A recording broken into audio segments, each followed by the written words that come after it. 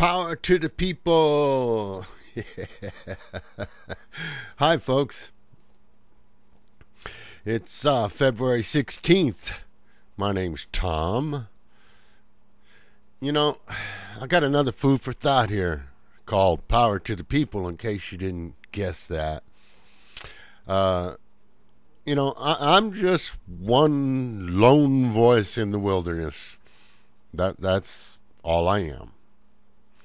And I'm not trying to get rich or powerful, because I think those are things that all of us should share equally. Some might call that socialism and call me a socialist, as if that's a bad word. You know, I always find that interesting, since our government itself, as well as police departments and fire departments, they're all socialistic structures. Heck, even our roadways are a socialistic endeavor. With the recent bailouts and the many tax breaks, one might even argue that corporations and religious institutions are socialistic endeavors.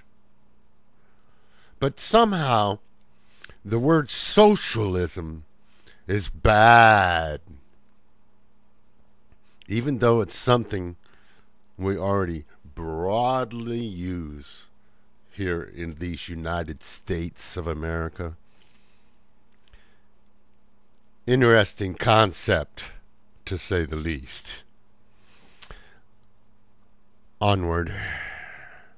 You know, privatization is the buzzword of the day, but that's just a more acceptable term for the word corporatization.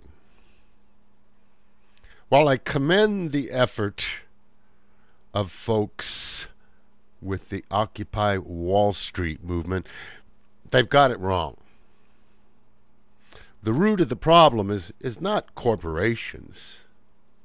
It's the government. And get ready. That means it's our fault. You and me. Look in the mirror. Yeah, look in the mirror. It's we the people. It's so many of us that have become complacent and lazy. We the people that somehow, some of us have this attitude that it's okay to let someone else do it because we pay them for that. That's their job. Of course, by saying those magic words with the air quotes, we are free from any responsibility or guilt. Not. This all falls right into line with the fact that the largest protest we've ever had in these United States, the largest protest we've ever had, March on Washington, D.C., was less than 1/2 of 1% of the population in our country. That's right, less than 0.5% of our population is the largest number of people we can pull together on an issue. Really?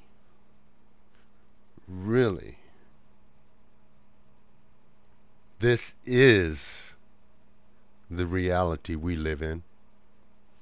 We, the people, need to step up to the plate. Otherwise, there won't be any plate to step up to. We will all get what we deserve. Nothing. And more of the same. Pardon me. Without effort, there can be no reward. Our representative government has outlived its usefulness. Corruption is rampant, and we are all paying a very dear price for it.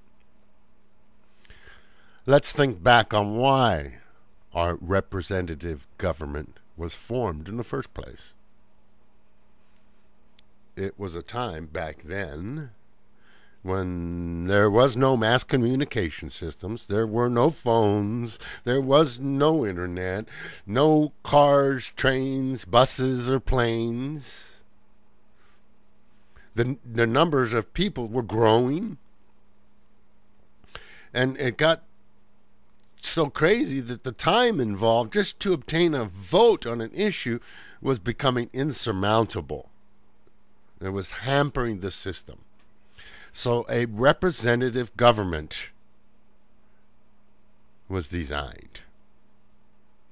This streamlined the decision-making process and made the workings of the government system much more efficient. But now, it's the 21st century. All of those communication problems and transportation problems are gone in our modern day society. We no longer need a representative government system. We, the people, through various modern technologies such as telephones, cell phones, the internet, through interactive TV, or maybe even kiosk located at a local store or the bus stop, could instantaneously provide as an input device so that any citizen could vote on any number of issues every day. Our representative government has outlived its usefulness and has become a ball and chain. The cost of our government is outrageous. The corruption is unacceptable.